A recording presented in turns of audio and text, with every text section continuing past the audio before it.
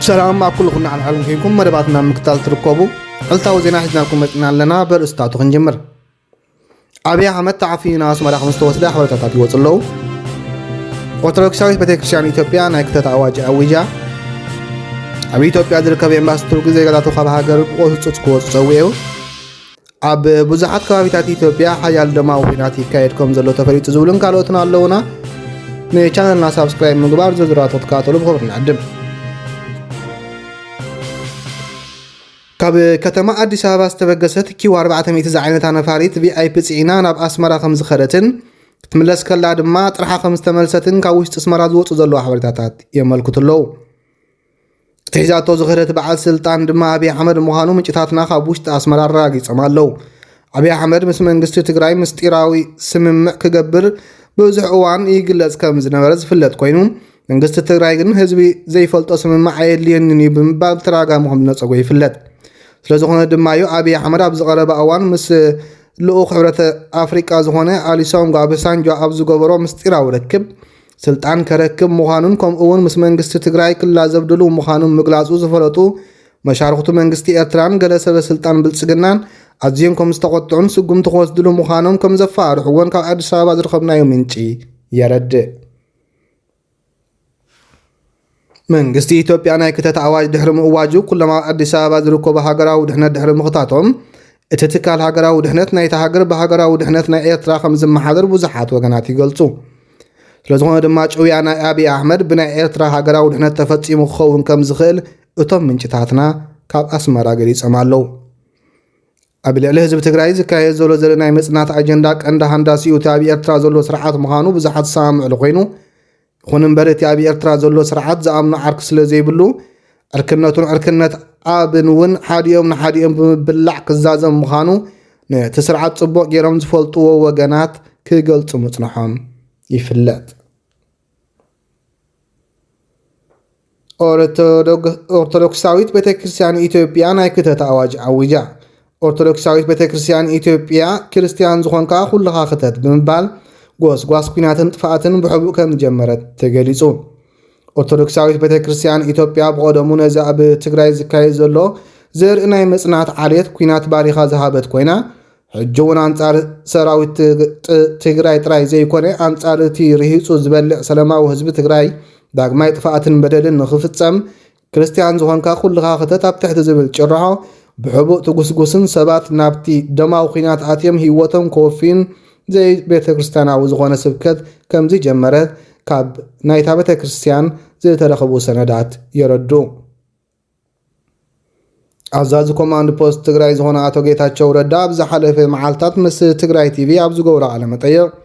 እዞም ብኣምላኽ ዝተዋህቦም ስራሕ ኮብሊሎም ኢደበጃ ናይ ኣቡ ኮይኖም ትግራይ ህዝቢ ትግራይ ኣብ ምንዋሕ ዝሰርሑ ዘለዉ መራሕቲ ሃይማኖትና ባህልቲ ሙስልያት ናይ ኢዶም ክረኽቡ ምዃኖም ብሕራነ ከም ዝተገለጸ ይፍለጥ ኣብ ኢትዮጵያ ዝርከብ ኤምባሲ ቱርኪ ዜጋታቱ ሃብቲ ሃገር ብህፁፅ ክወፁ ፀዊዑ እቲ ንመንግስቲ ኢትዮጵያ ድሮናትን ካልእ ዘመናውያን ኣፅዋራትን ብምሕጋዝ ኣብዚ ኣብ ትግራይ ዝካየድ ዘሎ ዘርኢ ናይ ምጥፋእ ኩናት ዓብ እጃም ዘበርክት ዘሎን መንግስቲ ቱርኪ ኣብ ኣዲስ ኣበባ ዝርከብ ኤምባሲኡ ገይሩ ዜጋታቱ ብህፁፅ ካብቲ ሃገር ክወፁ ፀዊዑ መንግስቲ ቱርኪ ኣብ ትግራይ ኩናት ካብ ዝጅምራ ትሒዙ ሓያሎ ድሮናትን ካልኦት ዘመናውያን ኣፅዋራትን ብምሕጋዝ ንኣብ ኸድሕን እኳ እንተፈተነ ኣብ ባይታ ዘሎ ለውጢ ድሕሪ ምግንዛቡ ግን ዜጋታቱ ካብታ ድሮ መራሒኣ ዝተጨውያ ትበታተን ዘላ ኢትዮጵያ ብህፁፅ ክወፁ ፀዊዑ ኣሎ ኣሜሪካ ፈረንሳን ብሪጣንያን እውን ዜጋታትን ብህፁፅ ክወፁ ሓቢረን ኣለዋ ኣብ ኢትዮጵያ ኣብ ብዙሕ ከባቢታት ኢትዮጵያ ሓያልን ደማውን ኩናት ይቕፅል ከም ዘሎ ተፈሊጡ ቀዳማይ ሚኒስትር ኣብይ ኢትዮጵያ ንምድሓን ሕጂ መስዋእቲ ዘድሊ ድሕሪ ምባሉ እዚ ስዒቡ ድማ ብርክት ዝበሉ ፍሉጣት ሰባት ከም በዓል ሃይለ ገብረስላሴ ናብ ግንባር ክፅምበሩ ምዃኖም ድሕሪ ምሕባሮም ኣብ ከተማ ኣዲስ ኣበባ ጥራይ ልዕሊ 100,000 ዝኾኑ ሰባት ድልውነቶም ኣረጋጊፆም እቶም ሰባት ዝተፈላለዩ ጭርሖታት ዝሓዙ ምዃኖምን ፖሊስ ኣዲስ ኣበባ ከም ዘዕልሞምን ይግለጽ ኣሎ ሰራዊት ትግራይ ብወገን ሸዋ ቆሪፆም ናብ ደብረ ብርሃንን ደብረ ሲናን ድሕሪ ምግስጋሶም ቀዳማይ ሚኒስትር ኣብይ ሃገር ናይ ምምራሕ ስርሑ ገዲፉ ኣብ ግንባር ከይዱ ነቲ ውግእ ክመርሕ ከም ዝወሰነ ዝፍለጥ እዩ ሰራዊት ትግራይን ኦነግ ሸነን ሓበራዊ ግንባር ብምፍጣር ንኣገዳሲት ከተማ ደብረ ሲና ንምቆፃር ኣዝዩ ደማዊ ውግእ ከካይዱ ድሕሪ ምጽንሖም ትማል ሮብዕ ኣብ ጫፍታ ከተማ ከም ዝበፅሑ ዝሓበረት ሚሊተሪ ፎሬንስ ኣፋያንስ ዝተባሃለት ኣሜሪካዊት ማዕከን ዜና መንግስቲ ኢትዮጵያ ብድሮናትን ነፈርትን ተሰኒዩ ሓያል ውግእ ምኽፋቱ ኣብታ ከተማ ከም ዘይኣተዉ ኣረዲኣ ገለገለ ማዕከናት ዜና ሰራዊት ትግራይ ናብ ከተማ ደብረ ሲና ይቃረቡ ከም ዘለዉ መግለፂ ይህባ ከም ዘለዋ ብምሕባር ሰራዊት ኢትዮጵያን ኣምሓራን ብወገን ምብራቅ ግንባር ኣቢሎም ንከተማ ሸዋሮቢትን ንምእታው ስለ ዝፈተኑ ሰራዊት ትግራይ ገስጋሶም ከም ዘቃርፁ ሓቢራ ኢትዮጵያ ኩሉ ዘለዎ ዓቕሚ ሰብን ኣፅዋርን ኣካቲታ ናብ ዝውግእ ብምእታው ናይ መወዳእታ ፈተናኣ ንምግባር ዘለዋ ድሮናትን ከበድቲ ፅዋርን ተሰንያ ሓያል ውግእ ተካይድ ከም ዘላ ፎሬን ፖሊሲ ዝተባሃለት ማዕከን ዜና ወሲኻ ሓቢራ ኣላ ንሓይሊ ሰራዊት ትግራይ ናብ ኩሉ ማዕዝን ንምብታንን ኢትዮጵያ ዝከኣላ ትገብር ከም ዘላ ዝሓበረታ ማዕከን ዜና እቲ ብከተማ ኮምቦልቻ ኣቢሉ ናብ ኣዲስ ኣበባ ዝግስግስ ዘሎ ሰራዊት ትግራይ ፀቕጢ ንምፍጣር ፍሉይ ሓይሊ ዓፋርን ሪፓብሊካን ጋርድን ዝርከብዎም ሓይልታት ብምኽታት ሓያል ፀረ መጥቃዕቲ ከፊቶም ኣለዉ ኣብዚ ካየድ ዘሎ ሓያል ውግእ ዘይዕርፍ ደብዳብ ታንክታትን ከቢድ ብረትን ይካየድ ከም ዘሎ ምሕባር ክልቲኦም ወገናት ህልኽ ዝመልኦ ደማዊ ኩናት የካይዱ ከም ዘለዉ ተገሊጹ ሰራዊት ኢትዮጵያን ዓፋርን ንከተማ ባቲን ምምላስ ኣብ ዘካይዱ ዘለዎ ውግእ ሰራዊት ትግራይ ኣብ ዓበይትን ኣጻምዕን ጎቦታት ዓሪዱ ከቢድ ክሳራ የወርደሎም ከም ዘሎ ተፈሊጡሎ እዚ ከምዚ ኢሉ እንከሎ ብወገን ዓፋር ዝገስገሱ ፍሉይ ኮማንዶን ሰራዊት ዓፋርን ብሓባር ኮይኖም ብወገን ዓባያ ዓጢራ ኣቢሎም ንከተማ ሸዋሮቢት ንምቁፅፃር ንሰራዊት ትግራይ ኣብ ፍጹም ከበባ ንምእታውን ናይ ሞትን ህይወትን ውግእ ኣካይዱ ኣለዉ ዝሕጂ ዝተወልዐ ውግእ ኣብ ውሽጢ ሓደ ሰሙን መዕለቢ ከም ዝርከበሉ ኣብ ዝግለጸሉ ዘሎ እዋን ቀዳማይ ሚኒስትር አብይ ብስምዒት ተደሪኹ ገዚፍ ሰራዊትን ዘመናውያን ኣፅዋርን ብምፋር ዝስዕር ይመስሎ ከም ዘሎ ዝተፋለዩ ወገናት ይዛረቡ ብካልእ ዜና ሰራዊት ትግራይ ኣብ ዝሓለፈ ሳለስቲ ንኣገደስቲ ከተማታት ደጎልን ነደድን ንምቁፅፃር ንመካነ ሰላም ንምቁፅፃር ሓያል ውግእ ከካይዱ ከም ዝፀንሑ ዝፍለጥ ኮይኑ ትማል ሮብዕ ሰራዊት ኢትዮጵያ ዓፋር ፋኖን ሚሊሻ ኣምሓራን ኮይኖም ነዚ ግንባር ንምፍራስ ሓያል ውግእ የካይዱ ኣለዉ ብፍላይ ካብ ጎጃም ተበጊሶም ናብዚ ግንባር ዝውሕዙ ዘለዉ ሚሊሻ ኣዝዮም ብዙሓት ምዃኖም ዝተፈልጠ ኮይኑ ዝበዝሑ ናይ ቅድሚ 60 ዓመት ብረት ሒዞም ይዋግኡ ከም ዘለዉ ኣልዓረብያ ዝተባሃለት ማዕከን ዜና ሓቢራ እቲ ውግእ ብወገን መካነ ሰላምን ከባቢኡን ድሕሪ ምጅማሩ ንደጎሎን ወረኢሉን ንምቁፅፃር ሓያል ጥምጥም ይካየድ ኣሎ ዝበዝሐ እዋን ሰራዊት ትግራይ ኣብ ምክልኻል ብምድሃብ ንሚዛን ሓይሊ ፀላኢ ገምጊሙ ዘጥቅዕ ምስ ምዃኑ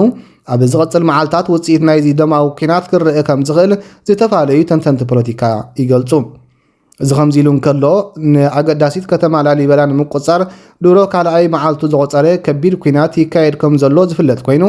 ትማል ሮብዕ ካብ ሰራዊት ኢትዮጵያ ብወገን ፍላቂትን ድባቆን ኣቢሎም ንከተማ ጋሽና ንምቁፅፃር ሓያል ስርሒት ኣካይዶም ከባቢታት ጋሽና ካብ ካልኦት ከባቢታት ንላዕሊ ብደብዳብ ድሮናትን ከበድቲ ተተኮስትን ከም ዝተጨነቐት ዝገለፀታ መርበ ሓበሬታ ከተማ ጋሽና ንምቁፅፃር ሓያል ጥምጥም ይካየድ ከም ዘሎ ኣብሪሃ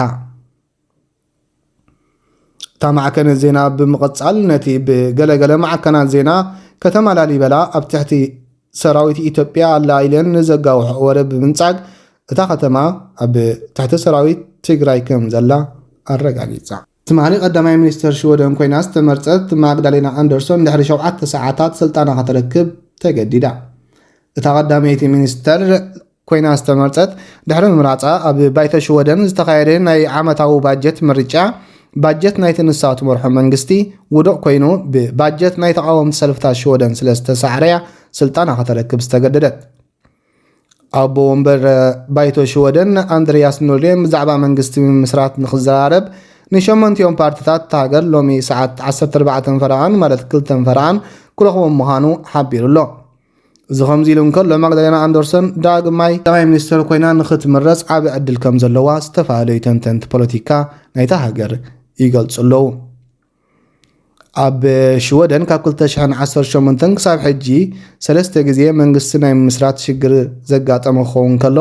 ኣብ 2018 ን134 መዓልታት ሽወደን ብዘይ መንግስቲ ከም ዝፀንሐት ይፍለጥ ማግዳሌና ኣንደርሶን ቀዳመይቲ ጓል ኣንስተይቲ ናይ ሽወደን ኮይና ዝተመርፀት ኮይና ኣብ ታሪክ ሽወደን ተመዝጊባ ኣላ።